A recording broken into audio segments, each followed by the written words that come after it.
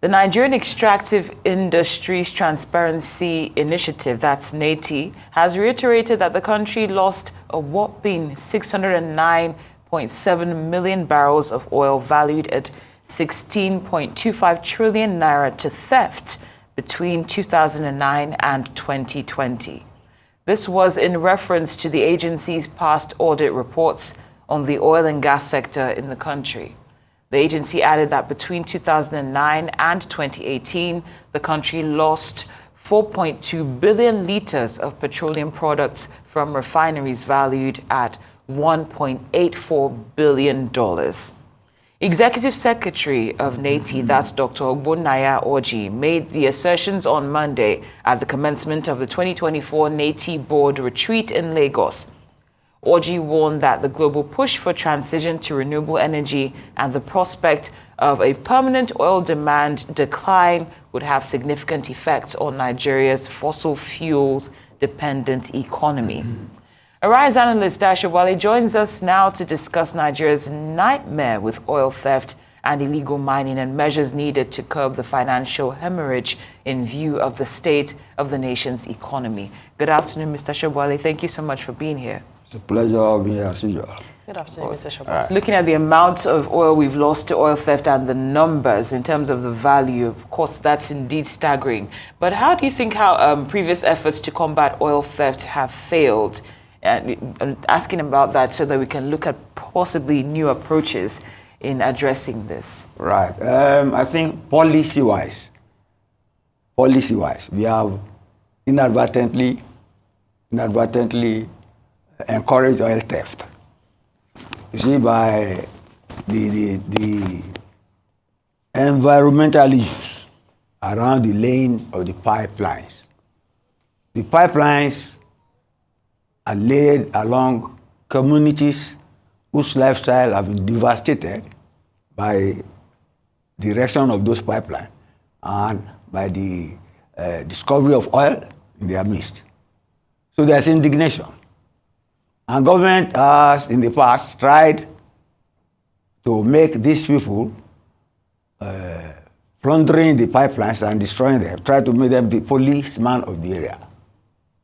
Well, it has somewhat reduced the theft, but of course, it has led to other kinds of oil brigandage and has not brought succor to those communities.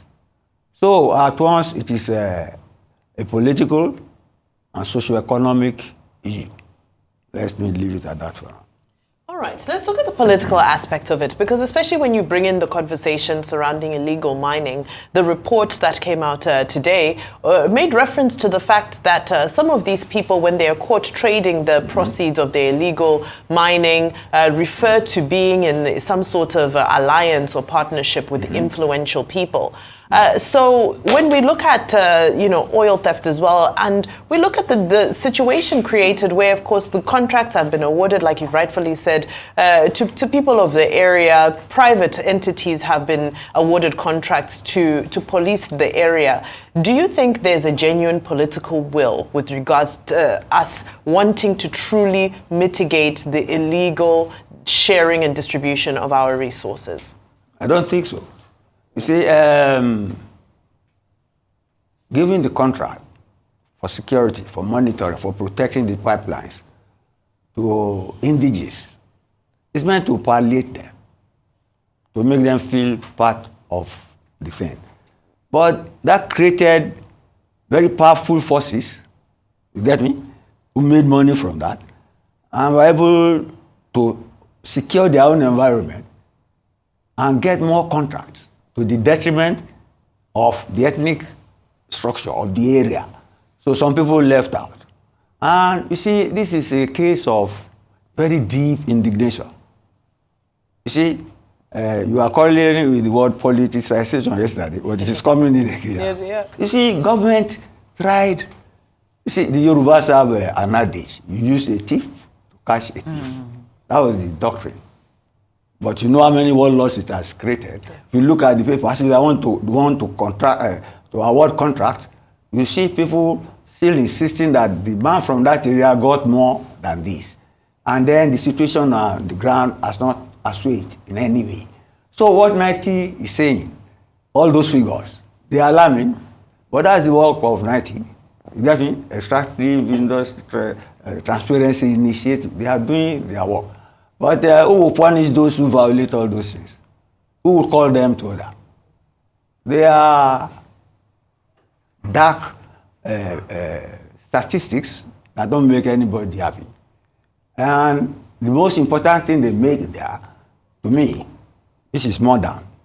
And it resonates with the transition from fossil fuel to new energy. If that transition is carried out immediately, we will starve in this country. Because oil is our main. But you see, we follow the West blindly. Even in Britain, they have discovered new wells in the North Sea oil. They are doing it in spite of commitment to this. Even the Arab states, they have not given up because that's their main source of livelihood. They are even funding the transition.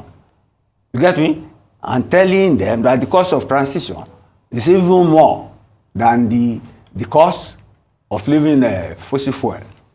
Okay? Because that's their main source of livelihood.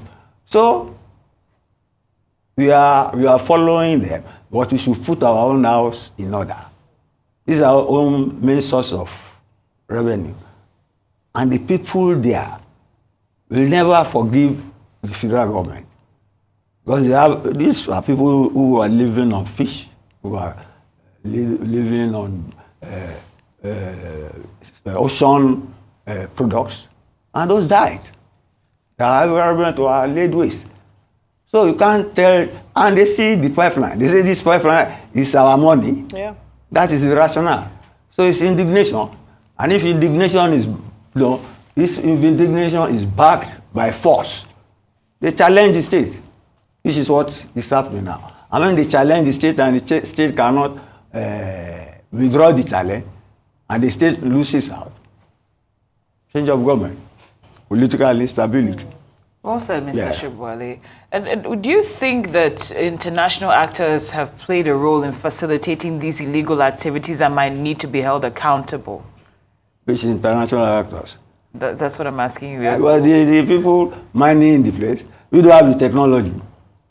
Yeah? The technology is from the West, Shell, the big Chevron, the big oil companies. Of course.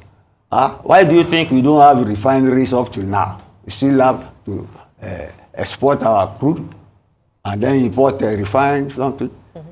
It's because they still want to be part of the system. And the exploration, they are still mining.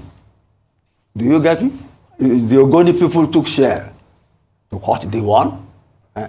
But that is not palliative for the destruction, environmental destruction on the ground.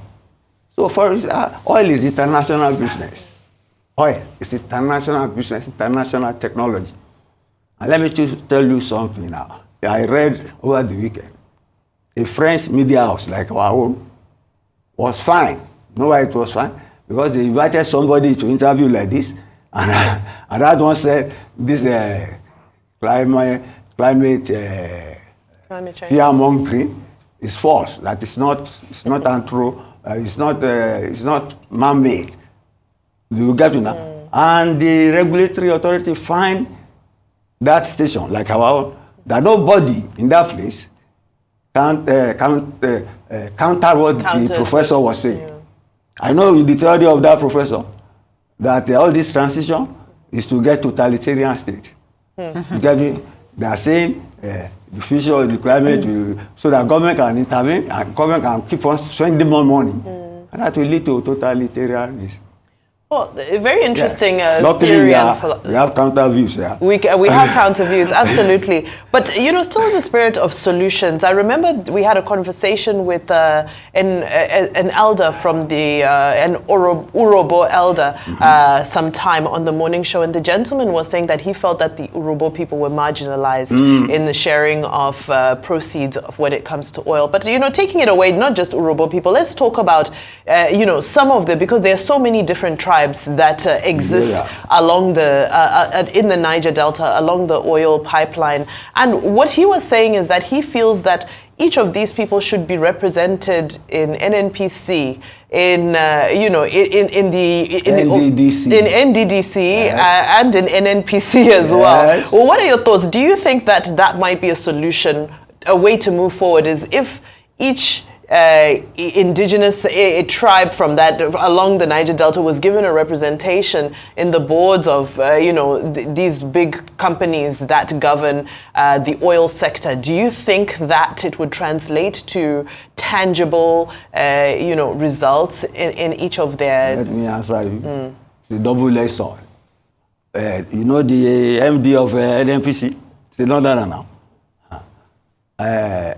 The NDDC is meant for the indigenous, but I tell you, the NDC, they know themselves, it's ridden with corruption, and people are always struggling. You know the Nigeria federal structure, but then you see what you raise.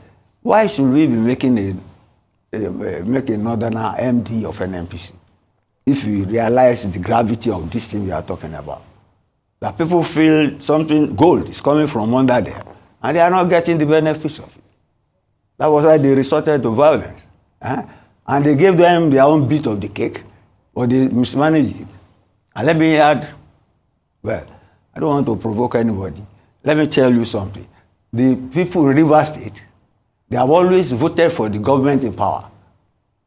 Since every time we practice democracy, they have always voted for the government in power. And their people have always benefited. But it has never shown an environmental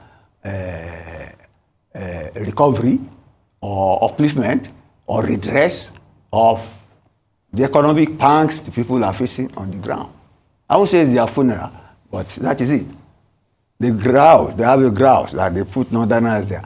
But the Northerners are part of Nigeria, whether you like it or not. And the Northerners will counter that there was a time when their own groundnut for export was a major source of foreign currency for Nigeria. So we are all in this together. It's a matter of leadership and integrity. But you see, there's no denying that right now, the mode of leadership we have is a selfish, self-centered one, where people value tribe and family and cronies more than the larger public good. Sam?